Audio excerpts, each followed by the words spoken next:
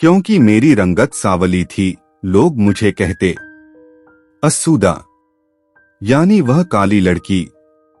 यह वो लफ्ज था जो मुझे इब्तिदाई जमातों में रोज सुनना पड़ता। शुरू में तो ध्यान न दिया, लेकिन फिर यह लफ्ज दिल में तीर बन के लगने लगा। मेरा नाम मनार है और मेरी उम्र अब 25 साल है। वालिद हमेशा सफर में रहते और माँ हमें संभालती। मेरा मसला यह था कि मेरी बहनें नस्मा और नूर अपनी माँ की तरह गोरी थीं, जबकि मैं सिर्फ अपने वालिद की तरह सावली थी। मेरी माँ भी मेरे रंग से नाखुश लगती। अक्सर लोग कहते, तुम अपनी बहनों जैसी खूबसूरत क्यों नहीं हो?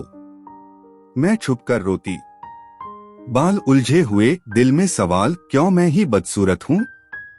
और जितना यह सोचती उतनी ही बदसूरत लगने लगती। मेरे कोई दोस्त न थे। दूसरी बच्चियों को छेड़ती, चीजें छीन लेती, चुटकी काटती। माँ को स्कूल बुलाया जाता, मनार बदतमीज है, और माँ सिर्फ मारती। एक दिन मार खाते हुए कहने लगी, कुछ भी तो सीधा नहीं तुम में, बाप पर गई हो। तब मैंने खुद को सबसे शरारती बच्ची मान लिया, बस कि किसी तरह कोई पहचान मिले, चाहे गलत सही। एक दिन कप्तान जुमा ने बुलाया, मनार। मैंने हमेशा की तरह बेरुखी से जवाब दिया, जी कप्तान। उन्होंने पूछा, क्या हुआ? और यह पहला दिन था जब किसी ने मेरी हालत पूछी। मैं रो दी और बोली, कोई मुझसे मोहब्बत नहीं करता। तब कप्तान जुमा ने बिस्कुट देते हुए कहा, यह बहुत दर्दनाक एहसास है बेटी। क्या वाकई दिल से इतनी दुखी हो? तब उन्होंने कुरान की एक आयत सुनाई, और हमने तुम्हें एक दूसरे के लिए आजमाइश बनाया है, क्या तुम सब्र करोगे? अल फुरकान 20। फिर बोले, हर कोई किसी न किसी वजह से आजमाया जाता है। मैं खुद अपने ज़ख्म की वजह से खेल नहीं खेल सकता, मगर मैंने सब्र किया। मैंने पूछा, मैं सावली क्यों, बहनें गोरी क्यों? कहने लगे, यह अल्लाह का तकसीम करदा फर्क है, लेकिन अगर तुम राजी हो जाओ तो तुम खास बन सकती हो। उस दिन के बाद मैंने पढ़ना शुरू किया, नमाज कायम की, दुआएं मांगी, चुपचाप रहना सीखा और मनफी रवैये छोड़ दिए। लोग अब भी कहते, हाय बेचारी, कितनी मेहनत कर रही है। मगर मुझे बस कप्तान जुमा का जुमला याद रहता, कल लोग कहेंगे, काश हम मनार जैसे होते।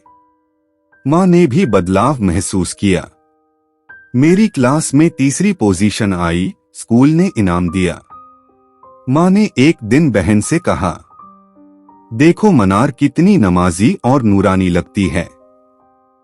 फिर मैं हमेशा पोजीशन लाने लगी। माँ का हाथ चूमती मिडिल स्कूल में हिजाब ले लिया। फिर आया वो दिन, कप्तान जुमा बीमार हो गए। मैं और माँ उनकी अयादत को गए। शिफा पाकर वो अस्पताल से तो निकले, लेकिन क्लब वापस न जा सके। हम उनके घर जाते रहे। फिर मैं मेडिकल कॉलेज में आ गई। कप्तान जुमा ने कहा, तुम यह सब कर सकती हो मनार, तुम एक बड़ी डॉक्टर बनोगी इंशाअल्लाह। और फिर वो दुनिया से रुखसत हो गए। मैं बच्चों की तरह रोई, नमाज़े जनाजा पढ़ी, दिल से दुआएं की। मैं आज भी रोज उनके लिए दुआ करती हूँ, सदका करती हूँ और उनकी बीवी की खिदमत करती हूँ। मेरी शादी, मेडिकल कॉलेज के आखिरी साल एक लड़के मिधत ने इजाजत मांगी कि वो अपना रिश्ता मेरे घर भेजे।